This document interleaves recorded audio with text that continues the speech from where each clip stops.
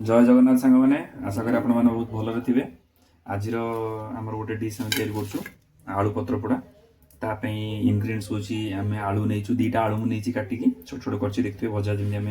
आलू जमी भजा भाजू से हिसाब से कटाई कि पिज नहीं कि टमाटो नहीं धनिया पत्र आ रसुण आउ कटा कंचा लंका चिरा है आ मसला गोटे आम प्रस्तुत माने मुझे मसला टी बेसी टी करी से कला सोरिष देखो ये 3 चामच कला सोरिष नहीं आपर जीरा कि तो गोटा जीरा नहीं 1.5 चामच पाखापाखि नहीं से लुण पकेबा जिते भी कौन भी मसला जो कर लुण पकेले कौन हुए मसला आपंकर भल ग्राइंड हो प्लस मसला जो गोटे माने कच्चापन से कटिज आ कि पोस्त माने पाखापाखि 2 चामच पोस्त नहीं जब आप कला सोरिष ना आप चाहिए धला सोरिष भी यूज करें एटा को हम फास्ट सुखिला ग्राइंड करदे कौन हम जेहेतु मुझे आगुरी बतुरेनी तेणुक मसलाटा आप प्लेन हेनी चिकन हेनी तेणुक फास्ट आम या ग्राइंड करदे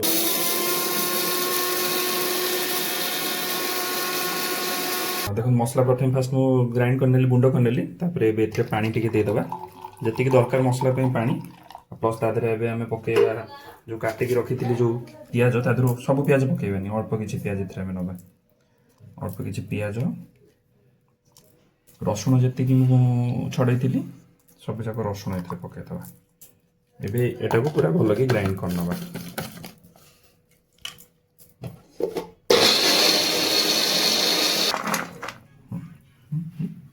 एबे आमे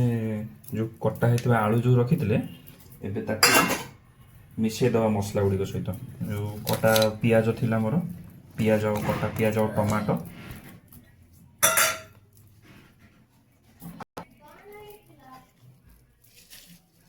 पिज गुड़ा हाथ में भल कि आम स्माश करदे ना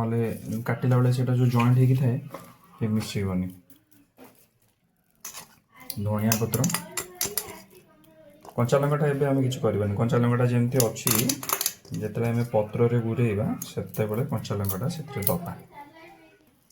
एबे यहाँ को टे भल कि चकड़ा चकड़े कौन हम आलू पिज और टमाटो एगुटा टे मिसीज चकड़ा बेले ये आम लुण देदेबा लुणटा देदेबा लुण आपणकर आवश्यकता मुताबिक जी टेस्ट हिसाब से लुण देवे आम मसला भी लुण देते आप देखिए मुझे मसला ग्राइंडिंग करी बहुत कम लुण देते तो ये जी लुण दरकार टमाटो पड़ी से हिसाब से आम लुण दबा केवल आलू आउ टमाटो मसला ऑलरेडी आम अल्प लुण देते लुणिया जमी न हम प्रति ध्यान देवे एबे आम ए हलदी पकेबा हलदी भी बेसी तो दरकार नहीं जिते कम दे पारे रिक्वायरमेंट हिसाब से जी हलदी दरकार राग आपंकर जमी दरकार से हिसाब से तो ग्राइंड करनी केवल चिरा देती आप राग खाईपर से हिसाब से राग देवे बेटर हम जदि आप गुंड लंका जगह सुखिला गोटा लंका को जब आप मसला सहित ग्राइंड करेंगे से आहरी भल लगे एबे आम ग्राइंड कर जो मसला रखी से मसला टाइम देदेबा नॉर्मली सेमती किसी माने एते किसी रॉकेट साइंस नहीं जमी आम छतु पत्र पोड़ा करुचे आइटम टी सेम अच्छी किंतु एटा टिके जेहेतु आलू आम समस्ते खाइबा भल पाऊ तो यहाँ गोटे टी डिफरेंट यूनिक गोटे तड़का पैन नहीं नवा जो तड़का दिया हुए से तड़का पैन गरम हो गले सोरिष तेल नहीं जाए आप हिसाब से आप सोरिष तेल ने आप चाहिए रिफाइन तेल भी यूज करेंगे बट सोरिष तेलटा टे रिफाइन तेल बेटर तेल गरम हो गले गोटे चामच पंच फुटण टे पकईदे फ्लेवरटा बहुत भल आपर से आनी आम जो मिक्स रखीचे से ऐड करदे तापर एगुड़ा सब भल कि मिसेबा जो मसला फसला आम पकई रखी एगुड़ा बढ़िया मिसई दबा तेल पकई सारापर भल कि गोड़ेदवा जमी मसला तेल ये सब जमी भल कि मिसीज या गोड़े सारापर या घोड़े अध घंटा छाड़ीदे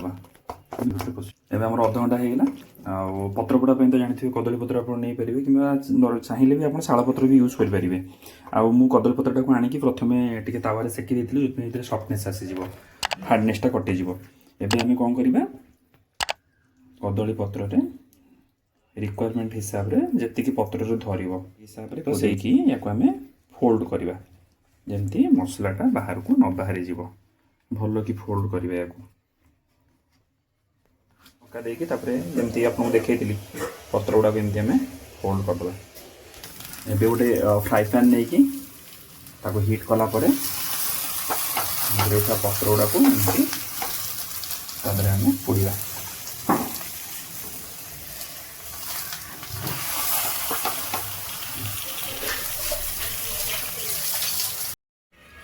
सो फ्रेंड्स, जदि आपण मानकू मोर ये डिश भल लगी ताले प्लीज लाइक आउ सब्सक्राइब करियो मो चैनल टी को।